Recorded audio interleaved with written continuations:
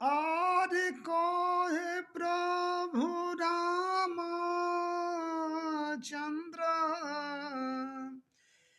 देई के मुनरिया हनुमत जल्दी अइहा। लेके मोर शाम के बक खबरिया। लेके मोरा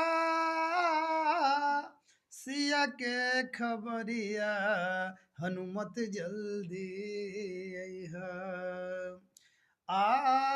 सात समुंदर पार रावण के देश में ना जाने सिया मोरा हुई है कौना बेस में, हुई है कौना भेष में। सोची सो